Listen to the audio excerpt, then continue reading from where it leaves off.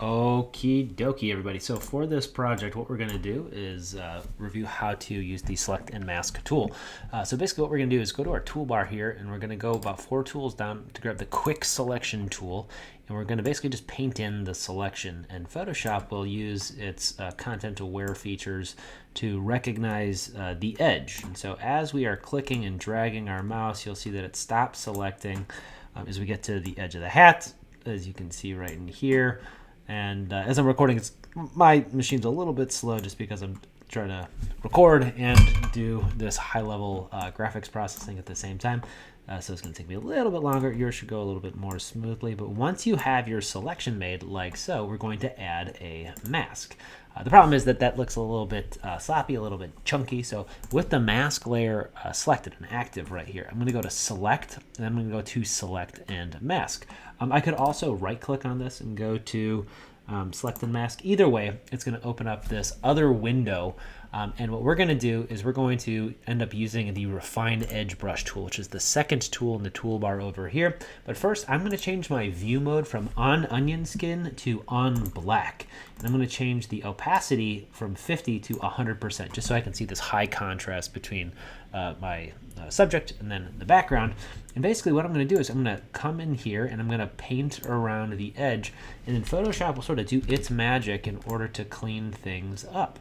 It's not a perfect tool, but we're basically trying to train the algorithm what is supposed to be in the image and what is not. If you want to increase the brush size of your Refine Edge Brush tool, you can use the brackets next to the letter P on your keyboard.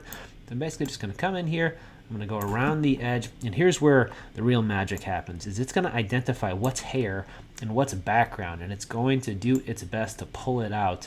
You might have to go over it a couple of times. You might have to press undo if it's not perfect. But we can do a pretty good job of cleaning this up. The higher the resolution of the image that you use in this picture, the more likely it is going to be that Photoshop can handle figuring out what is supposed to be in and what is not supposed to be in. So I'm going to go around the edge of the hat a couple more times. I'm going to increase my brush size as I do the subject's hair right in here. It's sort of interesting because he's got this brown hair and this white beard, and yet Photoshop does a pretty good job of knowing what is what, and it'll pull out that which we don't want and get rid of, pull out that which we don't want and keep that which we do. So I'm going to sort of speed up through the end here and show you the last couple of steps.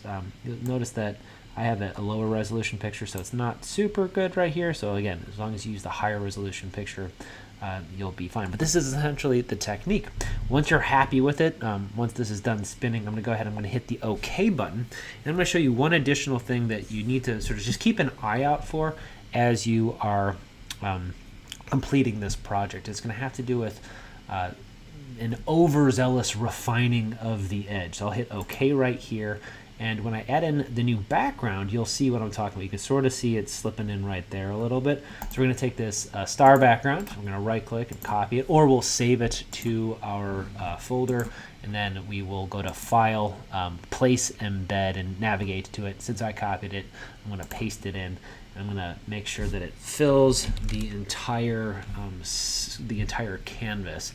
So I can do that by going to Show Transform Controls up in the Options panel, and I'm just going to resize this. On the new version of Photoshop, you actually don't have to hold the Shift key anymore.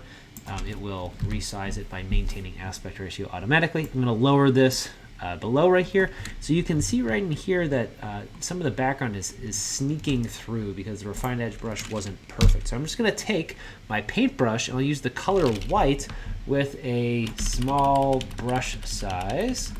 Wait for it. Let me re-grab that. The small brush size right in here, and I'm going to zoom in right over here, and I will just sort of paint this area back in because it sort of overdid it on the masking. And that's a big part of using masking techniques, is sort of using them in various combinations. You can see we sort of lost this guy's hair right here, so I'm going to paint it back. It's a little bit extreme here as well. Whoops. So let me just continue to paint it in right here, and I'm feeling pretty good about that. All right, so that's how you refine the edge. edge of a mask.